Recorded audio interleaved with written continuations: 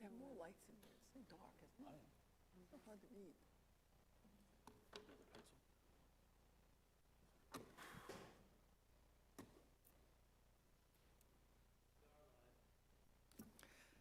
Hi, good evening. Welcome, everyone. It's so nice to see everyone here. It's one of our first board meetings where we actually had a lot of people in attendance, so thank you for coming. I'd like to call the meeting to order, and let's say the Pledge of Allegiance. I pledge allegiance to the flag of the United States of America and to the republic for which it stands, one nation, under God, indivisible, with liberty and justice for all.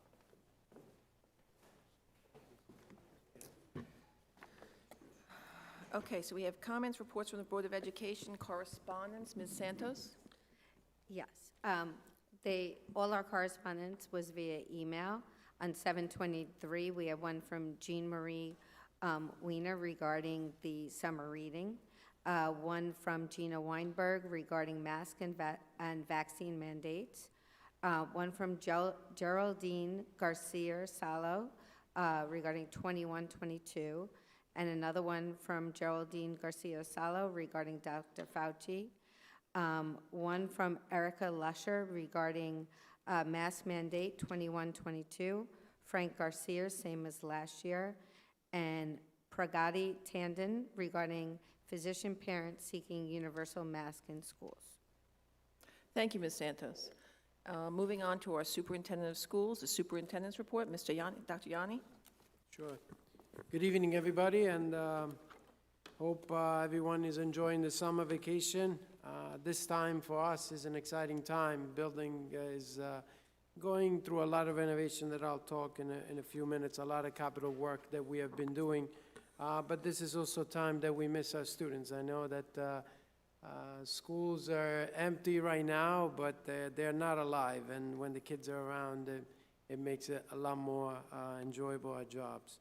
Our staff has been very busy preparing for the school year.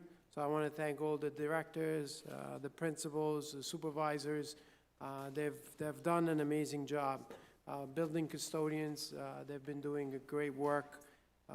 We cannot do all the work that we do and the preparation that we do without them. So a big thank you to the entire staff, custodial department, and grounds department.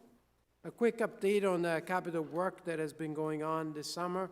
At the high school, the schedule plaster that it was on the board during the budget presentation has been completed on the 3rd floor. The gymnasium air conditioner is almost done. 50% of the units are operational, so they're going to be completely done by prior to the August 31st deadline. So we're very pleased with that. The relocation of the main office from where it used to be to the main entrance by the gymnasium is almost complete, and obviously the counseling center is moving where the principal used to be. So we're almost ready with that. Some of the windows repair is going to be done throughout the year. We're waiting for some parts. At Roosevelt, the hot water tank has been installed and is fully operational. Toilet renovation is going on, and boys and the girls' bathroom, they're probably going to be done prior to August 20th. We're very excited about that. And the kids' work in several classrooms are also going to be done. Vernon, we had a lot of renovation done going towards the turf field, so the enclosure of some of the mulch bins has been completed. You saw the scoreboard. We completely renovated that whole area, and there is a fence going, so that's very good. When you see it, it changes the whole walkway all the way to the turf. In terms of tenure, I know that the board will vote on tonight on my recommendation to grant tenure to 3 of our faculty members. Tenure is a big deal. They go through a lot of supervision, a lot of scrutiny, and we're very proud of them. So I want to congratulate, I know not official, we're waiting for the resolution, but Thomas Volk, Lauren Scripture, and Janine Amore. Very, very proud of their work and looking forward for many years at Oyster Bay, East Norwich. And tonight, I also want to take this opportunity to, again, if the board will vote on the resolution, to welcome some of new members of our administrative staff.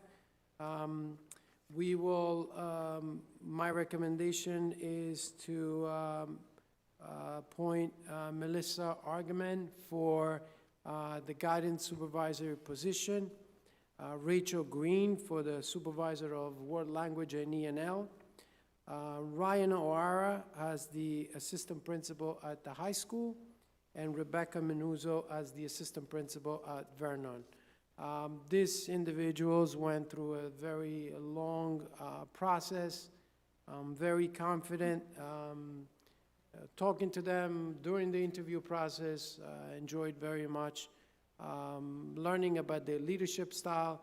We're very proud of them, very proud of the work they have done to get here, and we're looking forward for many, many years. So maybe if we can stand, we have Melissa, if you want to say hello to everybody. Rachel Green. We're waiting for the applause after the vote. Then we have Ryan O'Hara, a known figure for our supervisor, and Rebecca Menuzzo, our assistant principal at Vernon. In conclusion, I just want to remind everybody that Wednesday, September 1st is our first day of school. Very excited to have all the kids back. As usually, we encourage to follow us on Facebook, Instagram, and Twitter, every social media, and just to learn about all the great stuff that our students are doing and the administrators are preparing for. So thank you, Ms. Kowalski. Thank you, Dr. Yanni. We're very excited about all the changes you're bringing to the district. Yeah. Welcome to the new administrators, well, as soon as they're approved. Now let's move on to building walkthroughs. So the board, it's an annual, I want to say more than a tradition. It's, I don't know if it's law. Is it law? All right, all right. I thought it was a tradition. It's a tradition for me. All right, so steep in law. So the board would have an opportunity to walk throughout the entire district. We have done already that in the past. So that's going to take place on August 24th. We're going to start and pretty much go through every school. The board is going to focus on two things. It's going to focus on the facility being ready and also on the bond work. And you'll see tonight some of the ideas that we have been discussing. So looking forward to that. Usually when the board walks around, we prepare the board with all the material so they exactly know what work has been done during the summer and what work we plan to do. Again, I want to thank the custodian. They've done an amazing job, especially at the high school, moving offices, and so very, very proud of them and the grounds crew. So that's about the bill. It's actually one of our favorite times to walk through our schools because we have, as long as I've been on this board, our passion is to keep these schools in excellent condition. And if you look around and look at other schools, Oyster Bay schools are some of the nicest and prettiest schools I've seen, and it is our goal to keep it that way. So we look for anything that we can see that needs improvement. There's wear and tear, any additional things we can add to the school district. So I'm looking forward to that with our board. Okay, now let's move on to the approval of minutes, which is the reorganization meeting. Do I have a motion? So moved. Do I have a second? Second. Any discussion? All in favor? Aye. All opposed? Any abstentions? Motion carried. Let's move on to the Business Facilities Report, which is the 21st Century Capital Improvements fourth presentation.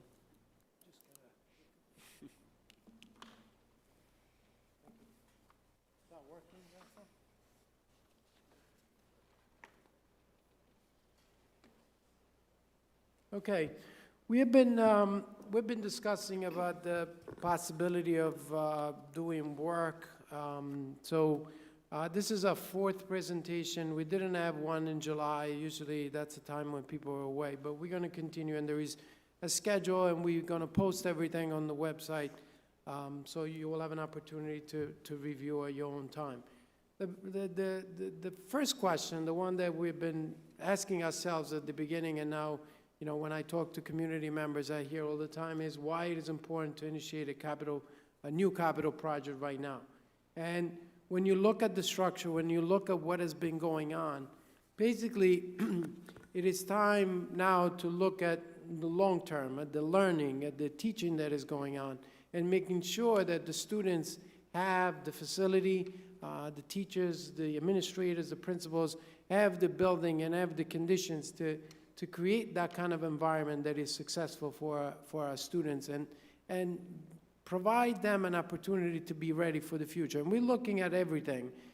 You see the board has approved in the last month or so selling for our schools. I have people calling from everywhere asking how this was done. And I said, this was done in a very easy way. You have a supporting board and a supporting community and students that over a period of 2-3 days, we had to stop because people wanted to go and be part of the program.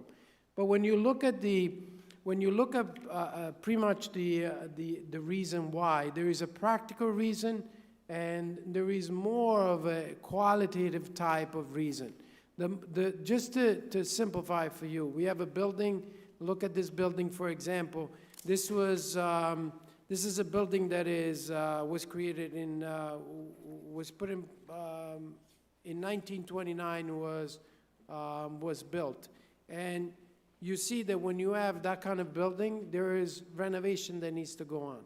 So when you see on the list of items that we propose on the agenda, you see that there's some work, and there's part of the building condition survey. It's almost a checkup that we have on the building. Some work that needs to be done in order to be in compliance. So that's on the left. When you look on the right, the qualitative type of work, we want to create an environment where students are engaged, where the learning is not just going from the teacher to the student, but is a community, is like an environment where the students can learn, the teachers can teach, and so you see that there is a changing in the teaching and learning altogether. So when you look at all this component, you see that student-based learning is changing the way things are going. Before it used to be direct, the teacher teaching and the student sitting and listening. Now is more of interaction, and that's mimicking what's going on in the workforce. So those are some of the major components. When you look at the ideas that we have, looking at innovation lab, looking at 21st century classrooms type, we want to see students being engaged in different type of work, not just the typical learning that is going on. So you see broadcasting, you see acting, you see, for example, students debating and creating that kind of environment, so when they get to college or when they get to work, is not something that is completely different than what they've been doing. When you look at some of the years, we had spent a lot of time talking to architects, and just like think about your own house, right? You're trying to renovate the kitchen, and so what you do, you're looking at the magazine and you're trying to get some ideas. We're doing the same thing over here in a larger scale. It's very exciting because we're looking at different space, and you're trying to take a building like this building, for example, built in 1929, and try to make it an elite school, and trying to create that space that is exciting, not just for the students, but also for the staff and the people working. So we're looking at space, and those are just the pictures that you will see over here, just ideas that are kind of sparking our interest in creating new spaces, so larger spaces where people can work together. This, for example, is a wallpaper that is put on the wall, so it gives that different type of feeling instead of being in a building that is all same color. And so that kind of change, you see a wallpaper, it'll look like you are somewhere else and not in a classroom. Here are some ideas of classroom, right? So you see buildings there just like this one where we have pretty much classrooms and chairs, and you see the same type of room that is just with the minor expansion that creates a complete different atmosphere. So for example, you see a classroom.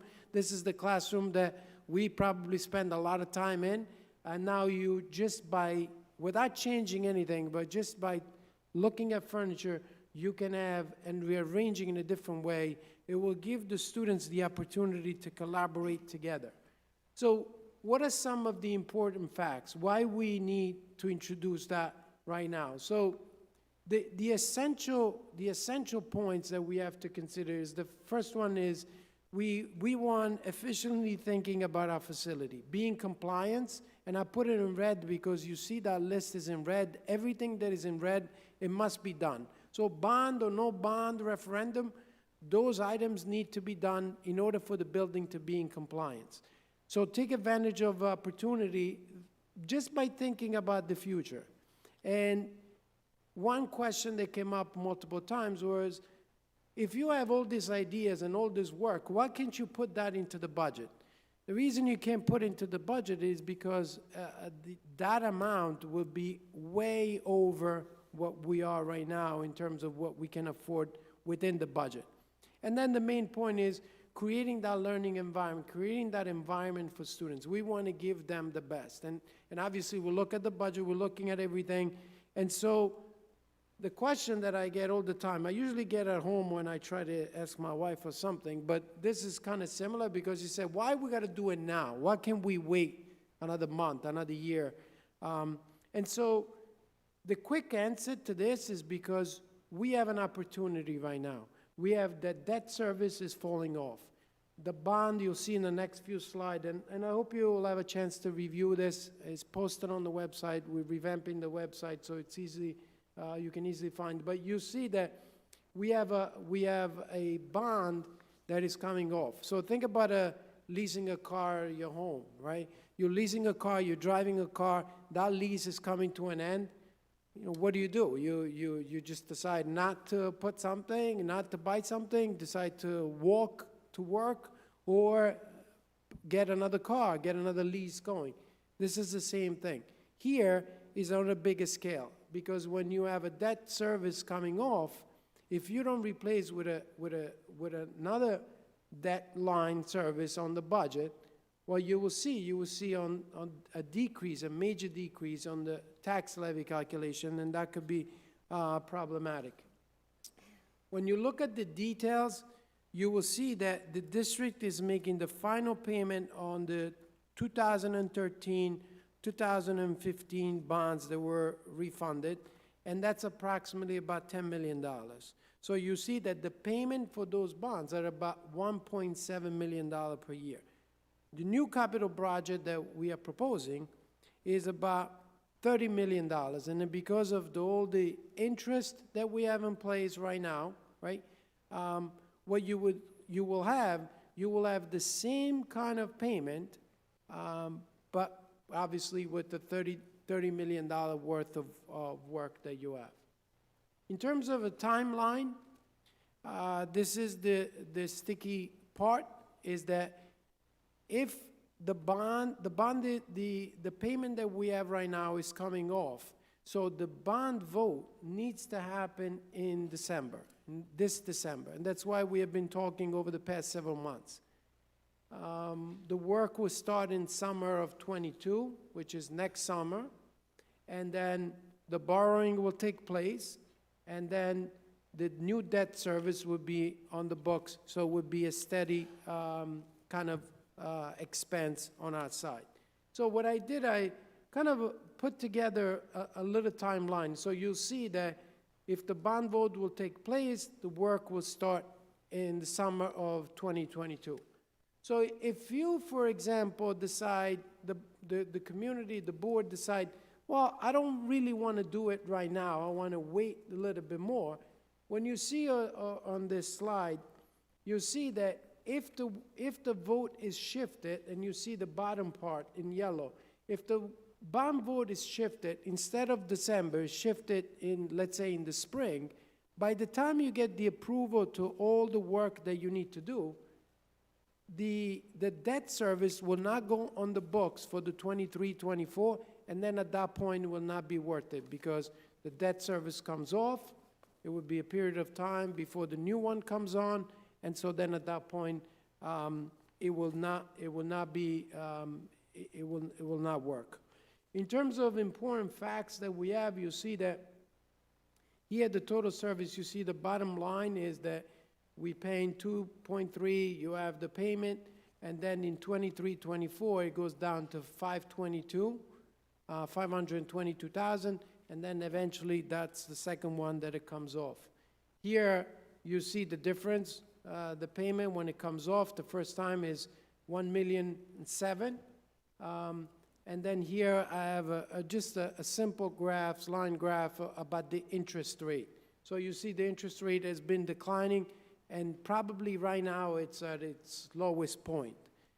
When you look at the bars that we have, the simple bar graph is pretty much talking about the payment that we have, and you see that in the year 27-28, the last bar on the right, the one in red, you see that even the 522 will come off. So the bond referendum will take into account the work that we're proposing, will take into account an expense that will cover even that at that point.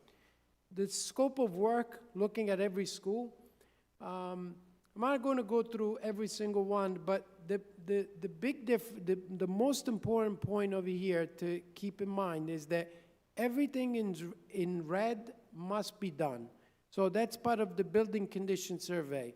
Every 5 years, we have to submit to the state, almost when you go for a checkup, a yearly checkup, the building going through the same thing. The architect, engineers, the custodians, building and grounds, we go around the building, and they mark whatever is up to code, whatever is not up to code. If it's not up to code, we submitted that building condition survey to the state, and that needs to be fixed to be in compliance. So for example, if there is a ventilation issue, if there is a room that you divided and you're not up to code, even the door system, if they're not up to code, that they need a certain lock, a certain magnetic in terms of a fire, all of that needs to be up to code. So everything in red must be done. And we're talking about millions of dollars that either way, we have to do it and figure out a way to do it. So in terms of the high school, we see the innovation lab in the library, 21st century classroom, and the turf field in the back over here. So those are some of the schematic, the back of the library. And these, again, are some ideas of the innovation lab. So you see some pictures that I put it there where you see library, the way we start already renovating and continue on that type of renovation. When you look at the second floor here, in the front of the building, you see classroom, they're completely redesigned. And we want to think of a place that 20 years from now will be up to par. So we'll give the students the excitement, but also 15, 20 years from now, we don't have to go back and redo more work. So you see some of the classroom, the furniture, and the open space. Sometimes, you know, when you see some of the classrooms and the ideas that they have, whiteboards all around so students can work together on projects, combine working together with the teacher. This is obviously another example of a type of classroom. We did a work in a previous place that I worked where we created a multimedia studio where students really created a broadcasting studio where students created a morning show every morning. There was completely like an NBC show, like a morning show, and students do amazing things. It leads to so many different opportunities when we think about the next level. Turf field is pretty straightforward in the back. That would have a multi-purpose, would be baseball, would be lacrosse, multi-field. When you look at Vernon, again, you see some in red. The Vernon would have kind of probably the most, because it would be a renovation of, creation of a music wing, relocation of the entire playground that is in the front, so that's also a safety issue, because that's right on 106. Relocation of that in the back, renovation of some classrooms, extension of the cafeteria, which is an original, and also entire renovation of the Butler building, which is all the way on the opposite end. So here you see some details of the classroom. You know, the board last year approved the orchestra, expanding on that and continuing on that idea of, you know, enriching the students with many, many different opportunities. So this is just some of the pictures, renovation of the classrooms. Again, you see the type of furniture that would allow for movement, and that's the most important thing, movement, working together, collaborating, and not just one direction. Looking at the Butler building, that's at the end, so that could be a complete renovation of that. That's not a picture the way it's going to look like, but just some ideas that we're looking at. I usually show the presentation to my wife just to get a good sense, because she's very critic, and she says, is that what you're going to do? Is that what you're going to have? I said, no, that's just an idea. Relax. So she thought we were going to have a garage. So again, they're just ideas on how to use that space. Again, the cafeteria, the red and the green is the actual one. The blue, it would be the extension of it. And I think would be, again, some ideas of a typical cafeteria where the students want to be there and want to be part of it. So you see some of that. Roosevelt, again, you see a lot of red, and you see one big one in bold on top, and that's the extension. The building needs more space, and that would be at the end, right before the new playground. So those are the 2 floors that's going to generate 8 classroom plus additional space. And so, again, some pictures of, I hope we will have an opportunity to look at online. The administration building has minor, as you can see, everything is in red. We focus on the students, and here is just basic maintenance of what we have. Timeline of work, you see that phase 1, so this is a multi-year project, not because we want to have it in a multi-year, it's because that's the approval process that we got to go through. If it was for me, I want everything done yesterday, but this is, you know, up to the state to get the approval. So you see here we listed all the phases. So summer 22 will start the work. Some work inside, some work outside, and is done because of what could be approved right away. Then the summer 23, fall 23 would be the bulk of it. And then you see that the phase 3 would be the summer of 24, with everything would be completed on time and on the budget, hopefully. We will have another presentation on September 14th. And again, every time we're looking at more and more details to make sure that the community has a complete understanding of some of the work that we have. And we posted a timeline, and we've been consistent in discussing these projects. So, thank you. You done? All right. Great. I think we're all really excited about this bond. Whether you've had a chance to look at the cafeteria in this high school, it was redone into that more modern type of feel, and the kids love it. So it'd be nice to see those changes also. So now we're moving on to the opportunity for the public to be heard agenda items. In accordance with open meeting law, School board meetings where school district business will be discussed are open to the public. The Oyster Bay East Norwich Board of Education welcomes public comment at its meetings. The Board of Education will respond to comments and/or inquiries in the appropriate manner. This portion of the meeting is designed exclusively for agenda items. A sign-in book is provided for those residents wishing to address the board. In order to be recognized, you must be signed in. Each speaker will be allowed a maximum of 3 minutes. The board president will call you to the microphone in the order in which you have signed in. Public discussion is prohibited regarding matters relating to individuals' reputation, privacy, or right to due process, which in some way could be violated. A second commentary period is provided for the non-agenda items prior to adjournment of this meeting. We thank you for your participation and cooperation. Do we have a sign-in?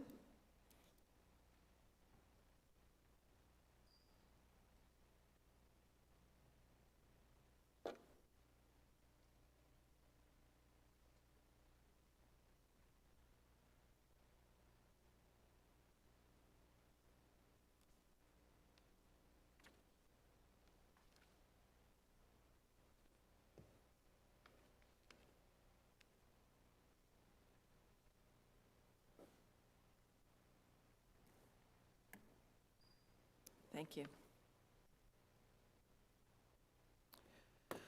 Okay, I'd like to call first Mr. Ty Knox.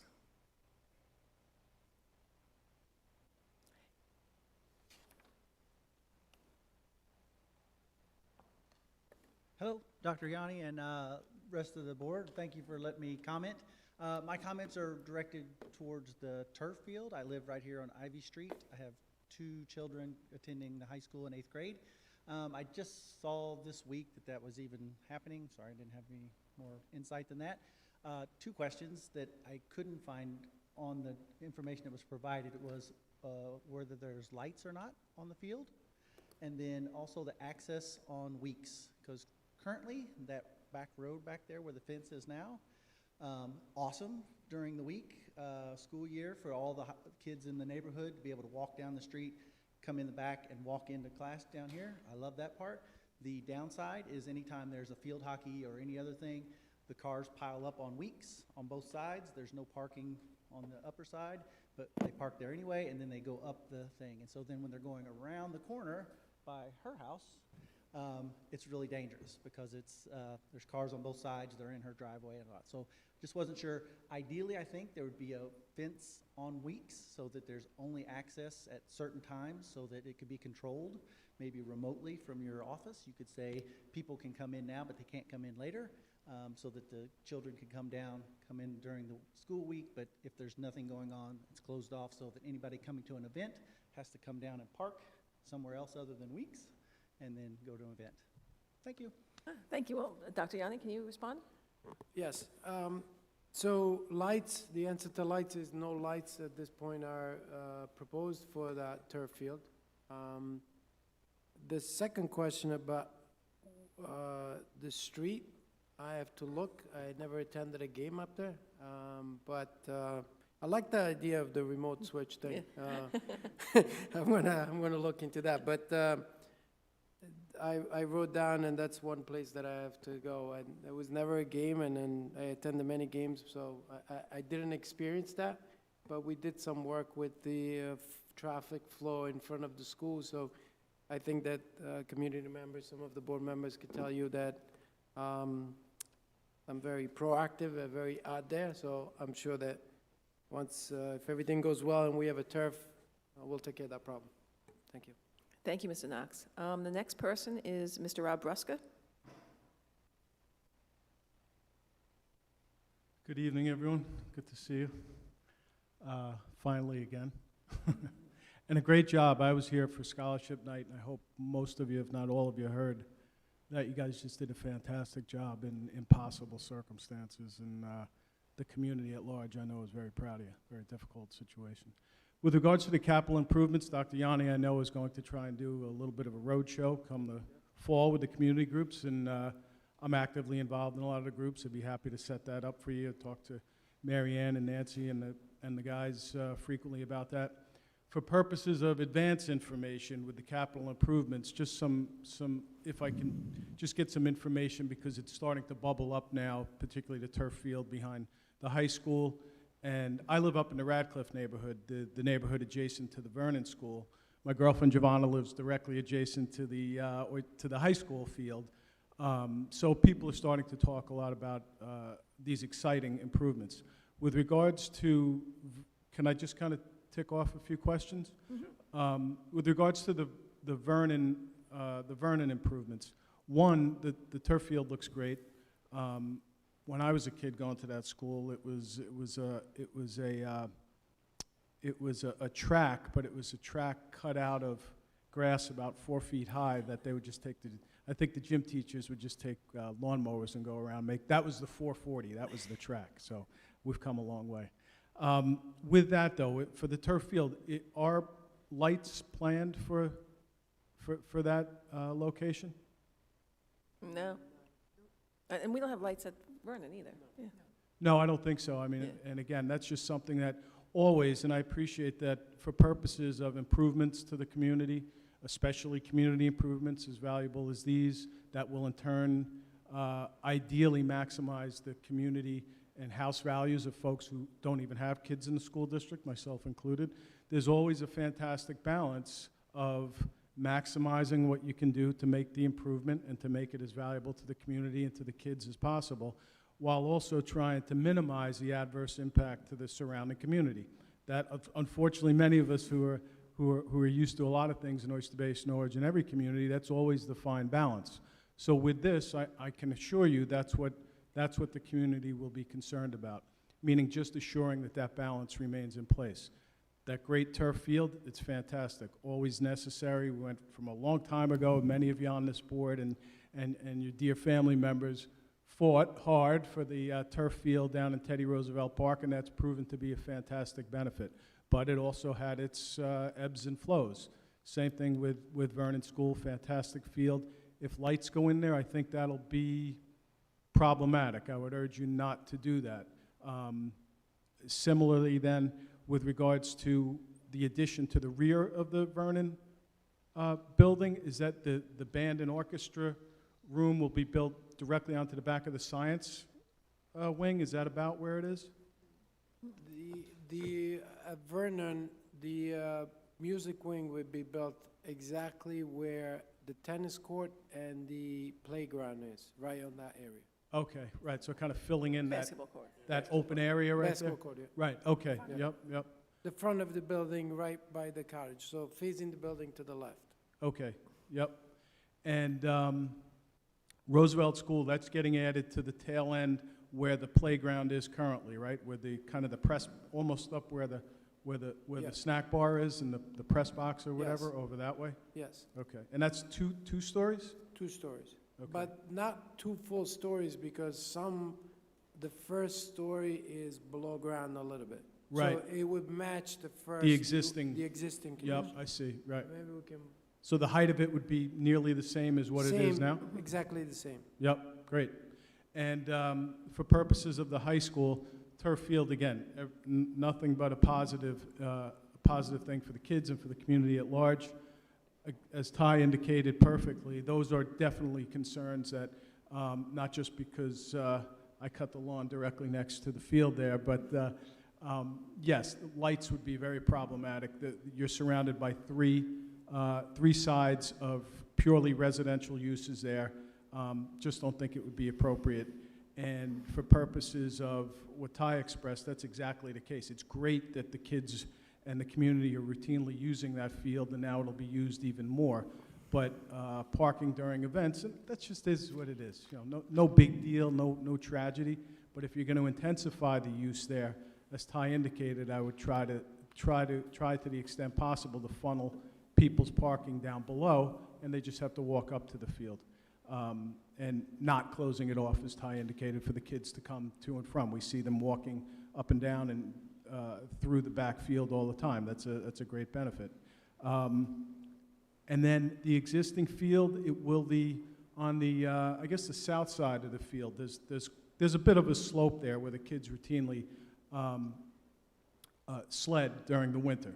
Again, not a big deal, there'll be other places to sled or whatever. I'm just curious, is that hill to be wiped out completely with retaining wall or something there, or, so it's gonna go right up to the fence line? At this point, it's going to be close to that slope, but it's not calling right now for a retaining wall. So I don't want to say exactly what is going to look like, but they're not calling for a retaining wall. I think the size is pretty much what we have right now. Oh, and the turf would based on the brief photograph that was there, the turf would encompass where the existing softball field is now, all the way east to the So we'll cover boundary there? whatever, entire field? yeah, the entire field right now. Okay. And our stands, Our stands is going to be limited. It's going to be, I believe, I have it on the slide, is a total of about 150 max. About 150 seats max.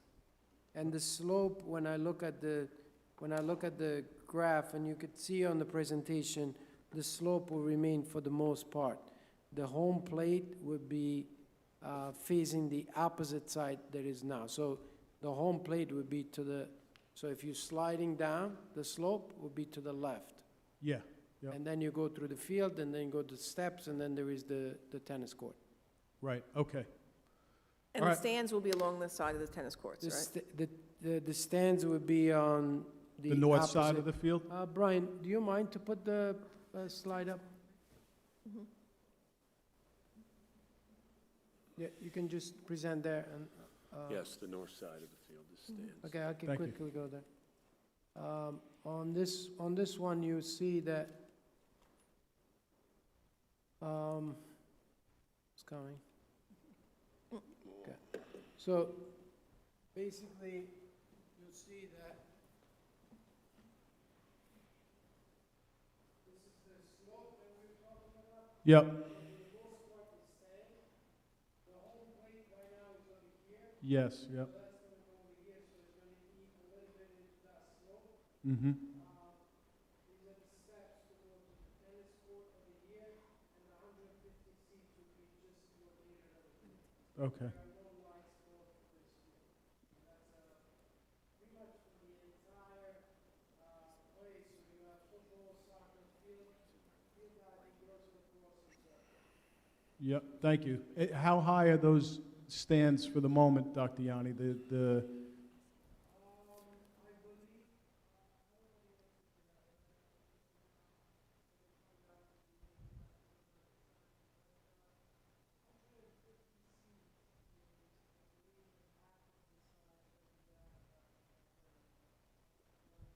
yeah, okay. Thank you very much. I appreciate it, everyone stay well. Thanks Okay. again for all you're doing. Thank you, Mr. Rep. Bruska. Okay, that ends the public commentary section. Now we're going to move on to personnel actions. Resolved that upon the recommendation of the Superintendent of Schools, the Board of Education hereby abolishes the position of Information Specialist 1, thereby terminating the employment of Felicia Fabrizio based upon the reasons of economy and efficiency as determined by the Board of Education. Said revised abolition to be effective close of business August 6, 2021. And that goes down to, let me see what page it goes to. Page 7. Page 7?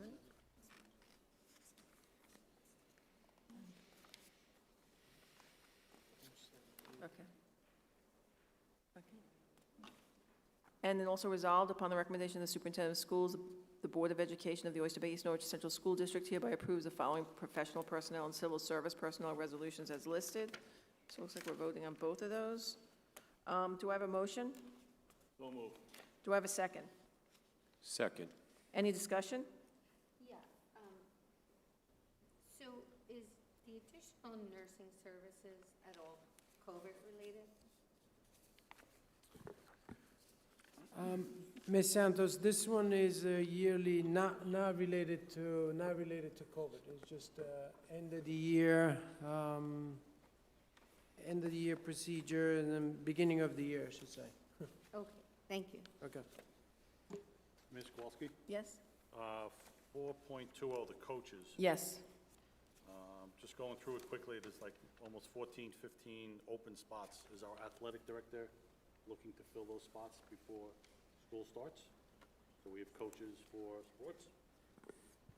Yes, we had some coaches that were going through some, pending some certification and approval. So we plan to have all of that either at the next meeting, right before school starts. Thank you. Yeah. Any further discussion? So all in favor? Aye. Aye. All opposed? Any abstentions? Aye. Motion carried. Now let's move on. We have a personnel action addendum. And it looks like we're doing each one separately. Resolved upon the recommendation of the Superintendent of Schools, the Board of Education of the Oyster Bay East Norwich Central School District hereby approves the following professional personnel resolution as listed. Do I have a motion? Second? Second. Any discussion? All in favor? Aye. All opposed? Any abstentions? Motion carries. And then we'll congratulate him the next time. Resolved upon the recommendation of the Superintendent of Schools, the Board of Education of the Oyster Bay East Norwich Central School District hereby approves the following professional personnel resolution as listed. Do I have a motion? So moved. Second? Second. Any discussion? All in favor? Aye. All opposed? Any abstentions? Motion carries. And congratulations to Ms. Argaman and Ms. Green.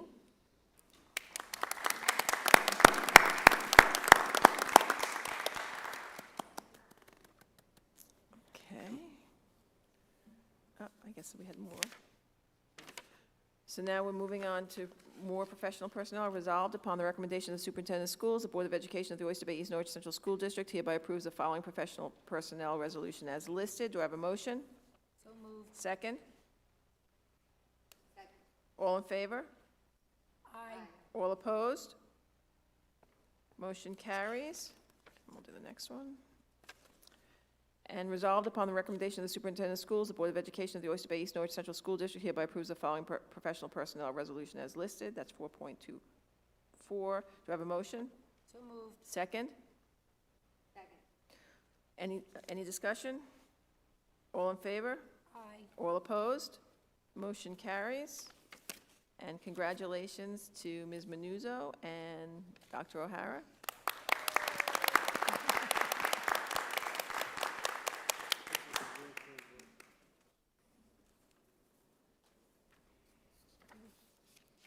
What does that mean? Okay. Got it. Okay, but that's not until, it's the first one, okay. Resolved upon the recommendation of the Superintendent of Schools, the Board of Education of the Oyster Bay East Norwich Central School District hereby approves the following business resolution as listed, and I'm told that this is a roll call vote, so each of you have to say yes affirmatively or no. So do I have a motion? So moved. Second. Second. Any discussion? Okay, Ms. Castrogiovanni. Aye. Ms. Santos. Aye. We're talking about the tax levy, Yes, right? the tax Yeah. levy. Aye. Right. Mr. Cronin? Aye. Mr. Jabosi? Aye. Ms. Windhausen? Aye. Mr. Schindler? Aye. And aye. Is that good? Okay. There was no discussion on the rest of the things, right? Okay.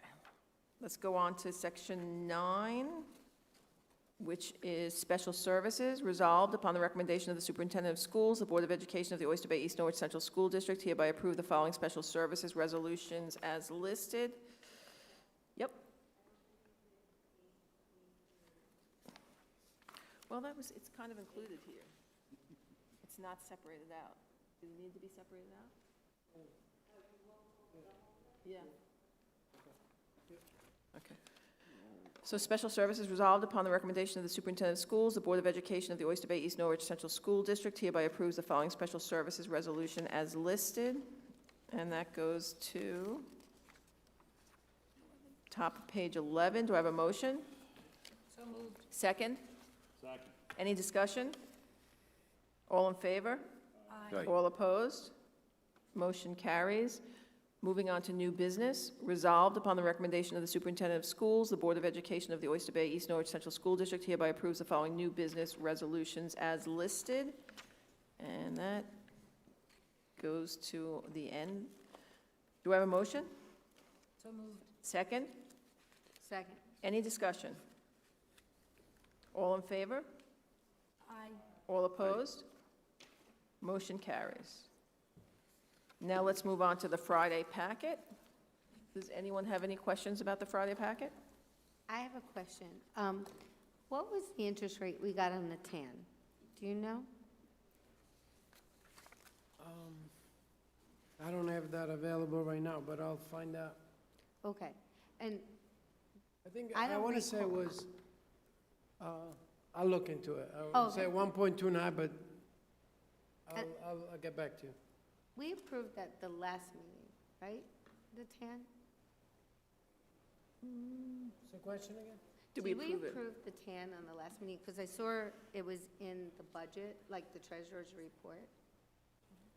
But I was wondering if we passed a resolution. So it hasn't been approved yet? The 10? Yeah, I can't hear you. Maybe I took it down. Tan barring happens in the fall. There was 2 tans taken out last year because Nassau County delayed some of the tax collections. So there was a 7.1 and a 6 million tan that was taken out back in August and October. And these were just being paid off for this year. And these were just what? These were just paid off in June, so they were approved back in the fall. Oh, so we're not taking a tan out for the August property tax, school property tax? We normally do. No, this is just for this resolution you're asking? It's just No, Friday packet. I thought I saw money, and I have to look at the budget again. I thought I saw in the treasurer's report where we were taking 7 million in on a That's- tan. That's the paying off the tans that were taken last fall. So in June, we paid back the 2 tans that were taken out. The June was paying back the tans from the fall. Right, but in August, historically, we've needed a tan, because right now, I believe school property taxes were due this week. So normally, we need a tan Correct. right now. So That's in the process. it's in process. It's in the process, probably within the next month, we'll have those numbers Okay, and then we'll pass it by resolution. in September. Okay, thank you. Ms. Santos, you're referring to the interest rate for the TANs that are coming up, correct? No, I thought we normally passed a tan by now, and I didn't recall it from last meeting, so I was curious as to what rate we got. Oh, okay. I meant currently what tan rate Okay. we were getting. Okay, so the next one, when we present our resolution, then we will have the rate for that. Okay, thank you. Just gotta remember. Any other questions on the Friday packet? Okay, thank you. Mrs. Kowalski, I'm yeah. sorry, I did have a question, and this is just at the coaches list at the end? Yep. I don't know if we're there yet, or if it would be a good time. So I just noticed, and maybe this is a question for Mr. Trenkowski, I don't think he's present, is, the boys' varsity and JV coaches are empty, and we've had... For basketball, and we've had somebody very recently there, and as a matter of fact, taught like a booster camp last week, and all indication was they were doing it. So I was curious if anyone know, did something happen to our varsity and JV position that the coach is no longer there? Are these not filled out for some reason, or is that a takeaway?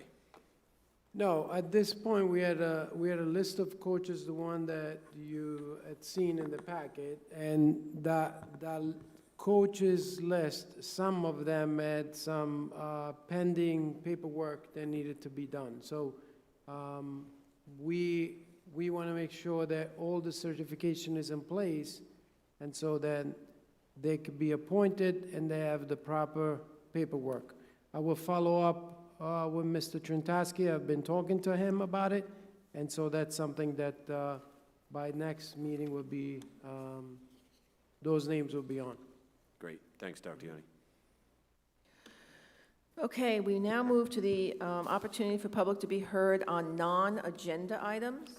And I just want to read this once again. In accordance with the open meeting laws, the school board meetings where school district business will be discussed are open to the public. The Oyster Bay East Norwich Board of Education welcomes public comment at its meetings. The Board of Education will respond to comments and inquiries in the appropriate manner. This portion of the meeting is designed exclusively for non-agenda items. A sign-in book is provided for those residents wishing to address the board. In order to be recognized, you must be signed in. Each speaker will be allowed a maximum of 3 minutes. The board president will call you to the microphone in the order in which you have signed in. Public discussion is prohibited regarding matters relating to the individual's reputation, privacy, or right of due process, which in some way could be violated. And we thank you for your participation and cooperation.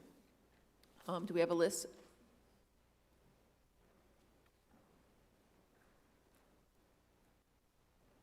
Thank you. Okay, the first one to be called is Ms. Gina Weinberg.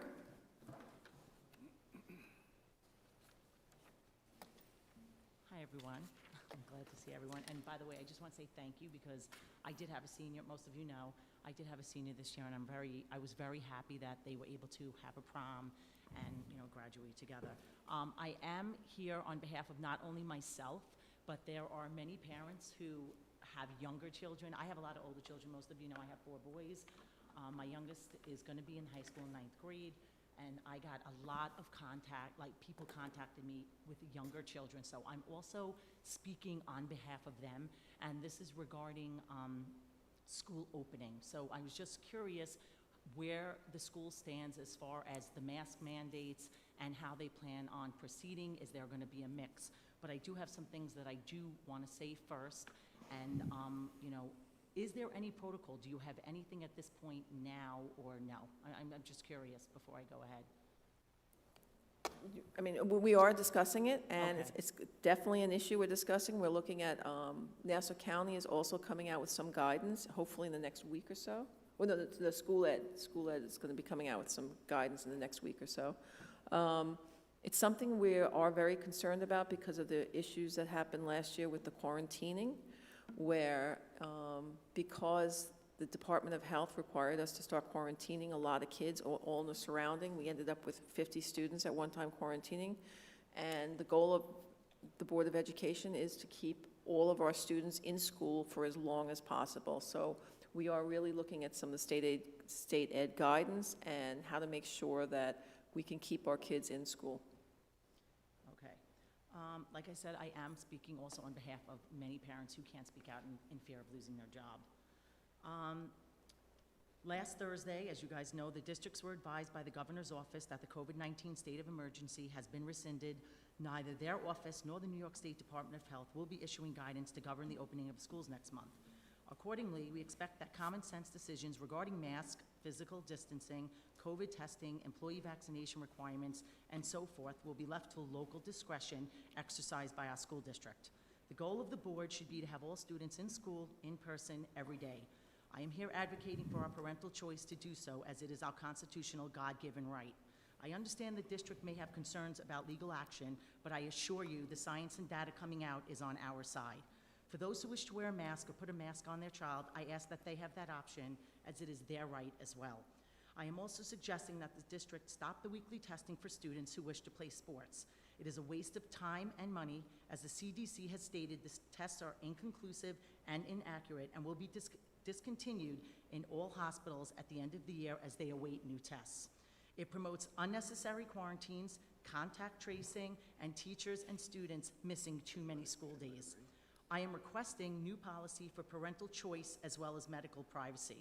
You are here representing all of us taxpayers in this room, and as such, we ask that you protect our constitutional rights as parents. You are here to advocate for our parental rights, not push an agenda from any political party or teachers union. The union has had their boots on our kids' necks for too long. We have had enough with the government changing the goalposts and using our kids as pawns. They have suffered enough, and common sense data is everywhere. COVID has a very high recovery rate, and many studies have found that masks don't work against respiratory viral particles. As a matter of fact, they're finding out that they are doing more harm than good when worn for hours at a time. The children have complied for over 18 months. They wore masks, carried around plexiglass barriers, some stayed home virtually and lost the social contact of their peers and teachers. They even tested weekly for sports. Our district, along with all the districts in our county, gave data to Nassau County Department of Health daily since September of 2020, and we are still waiting for the compiled data to date. It is now August 2021, and we still don't have the data. This is completely unacceptable. Why haven't they given it to us, and why haven't the districts or county demanded it so that they can make informed decisions based on the facts? If the data was compiled back in January of this year, the masks would probably have been gone in February. Parents like myself kept demanding the county executive get the data from Department of Health, but we were ignored. Only a small handful of districts fought for their taxpayers and students the entire time and questioned authority when they knew something was right and didn't make sense. They pushed against the narrative, and I commend them. New data shows there are treatments for COVID patients to lessen side effects and lower rates of hospitalizations and even death. With all the information coming out daily, I believe the common sense tells us that COVID will be around for a long time. It is a respiratory illness like the flu, and like the flu, we will be dealing with this yearly. Keeping our kids masked, quarantine, social distancing, COVID testing, mandating vaccines, and following these draconian measures are not the answer. It is fear-mongering, it's causing anxiety, depression, and overall not good for the mental health and well-being of all of us. It is everyone's constitutional right in this room tonight and everyone watching to choose what is best for their families, and I know this board will do the right thing and let the parents make the choices for their own children. Thank you very much. Thank you, Ms. Weinberg. Next is Ms. Curry, Ms. Barbara Curry. Hello, everyone. Thank you for your service. I'm speaking on the same topic. My name is Barbara Curry. I have 3 children. The oldest graduated from Oyster Bay High School in 2020, and the other 2 will be attending 12th and 8th grades. I'm here to state that masks should be optional, and that the FDA recalled PCR testing needs to stop, and that our children need to return to normal.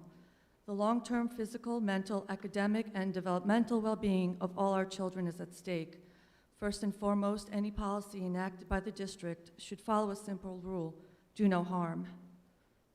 No harm physically, mentally, academically, or developmentally. Therefore, our responsibility is to objectively review the past 16 months and to critically assess the physiological costs and benefits of mitigation policies to be sure that they do no harm to our children. I hope that we can do that objectively and rationally. There are school districts around the country that had optional masking, and their infection rates were lower than those who required masking. Better ventilation was the overall common denominator in lower infection rates. The fact is that schools are not a source of community spread, and children's strong immunity guards them against infection and spread to others. Initially, a primary reason for masking was the fear of asymptomatic spread, but the fact is that this is baseless speculation. Available contact tracing data from 9 states shows no proof of asymptomatic spread, and a post-lockdown study of 9.8 million people in Wuhan found 300 asymptomatic positive people, and no one in their households became infected. We need to ask if masks are safe for our children to wear all day. Objectively, the answer is no, and there is no mask that is FDA approved and tested to be safe and effective for children to wear all day in a school setting. Masks work well in a hospital setting because hospitals have air purification systems, which are the primary method of protection, and medical professionals wear masks as a secondary level of protection to catch spit droplets. Their masks are fitted properly and changed often, but our children wear one mask all day. Their masks become a dirty, moist environment for pathogens. The risk of orophyll contamination is of real concern. Children's masks that were sent to a lab were found to contain 11 dangerous pathogens, but not a single virus was found because masks don't filter out microscopic virus particles. Chinese scientists have found that drugstore surgical-style masks cause plastic fiber inhalation. The lesson here is that schools should consider installing air purification systems instead of requiring masks that do more harm than good. Sadly, the long-term developmental and academic negative impact of masking and mitigation policies is unfolding and will be realized within a few years. But what we can be sure of right now is that we are in the middle of a youth mental health emergency. We are doing harm to our children's mental health by perpetuating a state of uncertainty, fear, and constant stress, and stress lowers immunity. Suicide has become the leading cause of death for children in Colorado, where a child psychologist said that children are feeling a sense of hopelessness, they are burnt out. We all know that children do not learn well under stressful conditions, and their anxiety will manifest in harmful ways. Adding to the fear and uncertainty is the needless PCR testing of healthy children that do not have symptoms. Never before have we subjected our healthy children to this kind of paranoia. The idea that healthy people are potentially dangerous to others. The rapid real-time PCR test has failed the FDA's review. It has too many false positive and false negative results. The FDA has announced a Class 1 recall by the end of this year for the rapid PCR tests made by Quidel and Innova. This is the most serious type of recall, and the recall list is not final. All PCR tests function the same way. They can show the presence of a coronavirus, but they don't distinguish between the flu or COVID. They don't identify a variant, and the presence of antibodies from past infection can result in a false positive. Before COVID, the lab PCR was used for molecular copying of a sample for use in various lab tests. The inventor of the PCR test said that it is not a suitable diagnostic tool to confirm an active infection. The only sure way to know is to run a culture or genome sequencing, but both of these take time. Presently, the Delta variant is causing concern, and this morning, the Gamma variant was on the news. We knew variants would emerge, but as viruses mutate, they do not become stronger than the original, they become less lethal, although more contagious. The infection rates for Delta have increased, but the good news is that the death rate remains low. We need perspective, not panic. New variants are now a fact of life. And like the flu, this virus will never be fully eradicated, but we have hope. We have effective treatments. And each day more Americans develop long-lasting natural immunity or get vaccinated. On June 8th, the Wall Street Journal reported that about 80 to 85% of Americans have immunity to COVID. We cannot in good conscience continue to follow recommendations and implement policies that perpetuate fear, anxiety, and make no overall difference in preventing infection. Remember, first, do no harm. This summer, our children have been away at camp and on vacation without masks. They need to return to normal at school, to have hope, to have a chance to reach their full potential without being hampered by anxiety. I also appeal to you not to enact any policies or mandates that encroach upon our children's medical freedom or our parental rights to decide what is best for our children. The CDC is not a governing body. Its recommendations are not law. As a nation, we look to the CDC to give us recommendations that guide public health policy and safety, but the virus has run its course regardless of those efforts. We cannot let the fallout of quarantines and useless mitigation policies damage our children's future well-being for the illusion of safety. Thank you. Thank you, Ms. Curry. Ms. Tagliamonte? Okay. Ms. Lindsay Stancial? Stancial? Okay.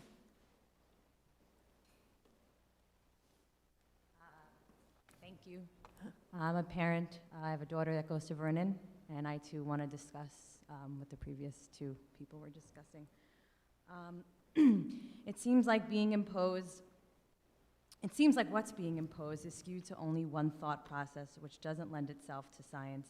It is a shame that science, unfortunately, has turned into political science, and now it seems like it's more important to follow political leaders than our own doctor. I just wanted the doctor in Indiana, I don't know if people saw that, at the board meeting, discussed the coronavirus and all respiratory viruses. They touched upon this as well, and how they spread by tiny aerosol particles, which are small enough to go through a mask. There are 3 studies done, sponsored by the NIH, to support that fact. And this is unfortunately why we keep struggling with this, because we cannot make these viruses go away. The natural history of respiratory viruses is that they do circulate all year long. But more importantly, putting that aside, I feel I'm a teacher as well. So I'm with children all day long, and of course I have my own, and I'm a single mom. But I feel we are truly losing sight of what matters most, which is the children. And we as parents being able to make choice what we feel is best for them. It should be our right to decide whether or not they wear a mask to school. I really believe parents should have the fundamental right to raise their children, their health, their well-being. This, I believe, has to be respected. I would like that choice. And on a side note, I know many of these kids have recovered from COVID, so there's really no scientific justification to have it on at that point. And truly what bothers me a little bit more than that is we haven't really thought about the harmful effects, which they discussed as well, putting these masks on children. Have we looked at that? Have we talked about the emotional, the academic, the physiological, the psychological? Why aren't we studying that? Why aren't we considering this? To act like somehow that this isn't something we shouldn't worry about is just concerning to me as a parent and again as a teacher. So I feel the first thing to do is to let parents make the decision that they feel is best for their child. We as parents deserve that right to choose. We know that children are the least vulnerable. They have said that. Their bodies are developing. They need oxygen. As a teacher, again, and as a parent, I've seen what these masks look like at the end of the day, and it's really gross. It's not sanitary. I watch my children in the classroom pull on them, taking them off, putting them down on their desk when they're eating, going to the bathroom. You know, they're not changing the masks. And like they said, they're just like breeding germs. It's kind of just unsanitary.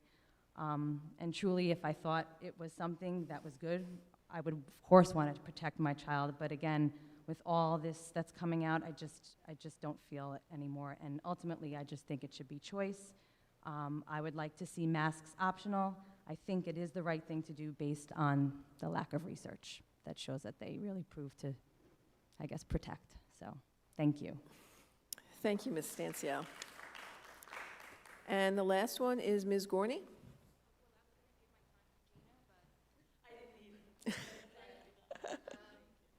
And then we kind of let you go a little bit long. Well, I stand by them with the masks, but that's not what I really want to talk about. A couple of points. I'm just curious why a baseball turf wasn't brought up instead of another football or lacrosse turf. Why not a baseball?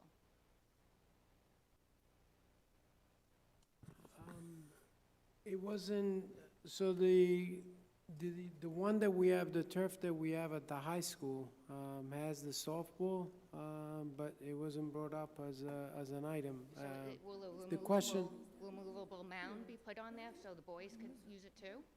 so the main field that is used for the baseball is the one on the stadium field, and from my understanding, there's been a conversation about that field being grass and wanted to stay as grass as a tradition, and that's pretty much where the baseball field is. I don't know if there's any additional. I just want to bring up a couple of things that happened last year. I don't know if the board heard about this or knew about this. My son played football. For 4 weeks, he went without a helmet. He got his helmet before the first scrimmage. So he didn't learn how to tackle. He started the game, didn't know how to tackle. He was told he had an abnormally large head, and he did not have a football helmet. And when you brought up the basketball coaches, that was like really interesting to hear, because that's a reflection on you-know-who. And also, we went out without a batting cage. The 7th and 8th graders went out without a batting cage. They had no batting practice. The boys were striking out every game because they couldn't learn how to bat. Some of these boys never played baseball before, okay? And they had no batting cage. That's just a disgrace. And I don't know if the board knew about any of this. The board, first of all, I want to assure you that the board is fully aware of all these issues. And I also want to assure you that process has been put in place for the situation that you mentioned. I understand, I'm fully aware, and we put things in place in terms of evaluating the condition of the fields, the equipment, and everything else that has been in place. So, to answer your question, yes, the board is aware, and B, hopefully it will not happen again because the process has been put in place. But I do appreciate your And comment. also the COVID testing, we were told that the school was responsible for payment. My insurance was billed. Every time my insurance was billed. And when I answered the questions before he went in for the COVID testing, I started answering, no insurance. But they still went back to the previous week and billed my insurance. So if you, I'm also aware of that issue that we had, and it was not something that we decided, but if you email me or you give me a call, or after the meeting, I'll take your number and I'll follow up, because every time we had a situation where the insurance was billed, we followed up, and, you know, we'll make sure that we'll rectify the problem. Okay. All right? Thank you for your comments. Thank you. Okay. Okay, now it's time to adjourn the meeting. Do we have to go into exec for anything, Dr. Yanni? No? No. No, okay. So we're adjourning the meeting, and thank you, everyone, for attending, for speaking. I know it can be difficult speaking, but I really appreciate it. I think we all appreciate it. Thank you very much. Thank you.